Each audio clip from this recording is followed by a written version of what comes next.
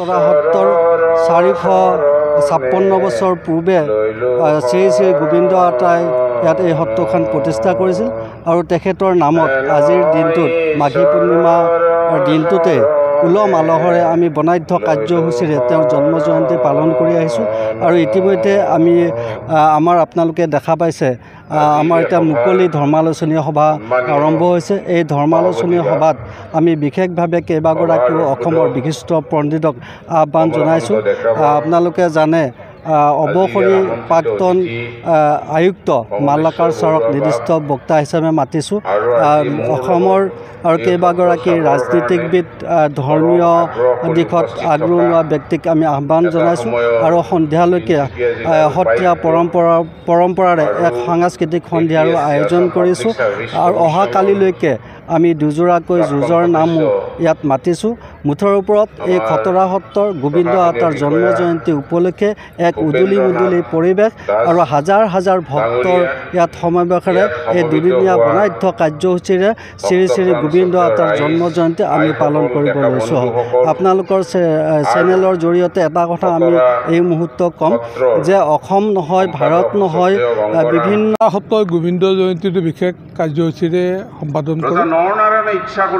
দৰঙৰ ইতিহাস প্ৰকৃত খতৰা সত্ৰ প্ৰতিষ্ঠা কৰিছিলে শ্ৰী শ্ৰী লেচাগুনীয়া গোবিন্দ আতাই আৰু সেই গোবিন্দ আতাৰ নামেৰে আমি খতৰা সত্ৰৰ গোবিন্দ জয়ন্তী হিচাপে মাঘী পূৰ্ণিমাৰ দিনাখন তেখেতৰ জন্মতিথিটো আমি পালন কৰোঁ আৰু এইবেলি আমি দুদিনীয়া বৰ্ণাঢ্য কাৰ্যসূচীৰে গোবিন্দ জয়ন্তী আয়োজন কৰিছোঁ।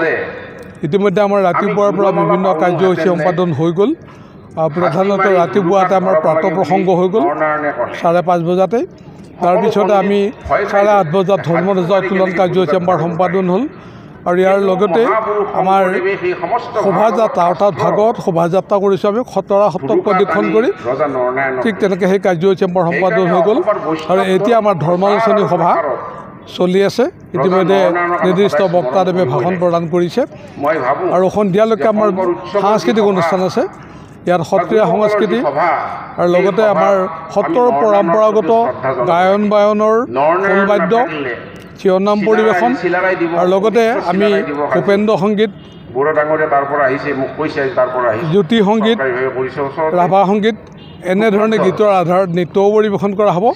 ঠিক এনেধৰণে আজিৰ দিনটোৰ আমাৰ কাৰ্যসূচী সম্পাদন হ'ব আৰু অহা কাইলৈ আকৌ ঠিক এনেধৰণে ৰাতিপুৱাৰ পৰা আমাৰ নাম প্ৰসংগ বিভিন্ন সাংস্কৃতিক অনুষ্ঠান আমাৰ অনুষ্ঠিত হ'ব আৰু খতৰা সত্ৰৰ প্ৰতিষ্ঠাপক লেচাগুনীয়া গোবিন্দ আতাৰ বৈকুণ্ঠগামী হোৱাত তেখেতৰ নৰসৰ দেহ য'ত সৎকাৰ কৰা হৈছিলে আমাৰ কাইকীয়াপাৰা খতৰাৰ এটা অংশ, তাত সেই নামঘৰত আমাৰ ৰাতিপুৱাৰ পৰা নাম প্ৰসংগ আৰু সাংস্কৃতিক অনুষ্ঠান পৰিৱেশন আৰু সন্ধিয়াৰ ভাগত বন্তিৰ প্ৰজ্বলন এনেধৰণে আমাৰ বিভিন্ন কাৰ্যসূচী কালিৰ দিনটোত চলিব আৰু নিশাৰ ভাগত আমি নাম মাতিছোঁ, মহিলাৰ নাম দুযোৰা মাতিছোঁ, নাম পৰিৱেশন হ'ব।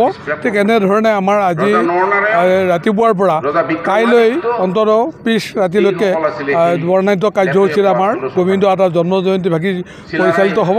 আমি আশা ৰাখিছোঁ আজিও যথেষ্ট ভক্তৰ সমাগম হৈছে আৰু বাকী অহাকালিৰ কাৰ্যসূচীটো ৰাইজৰ উপস্থিতি আমি সহযোগ পাম বুলি আশা ৰাখিছোঁ।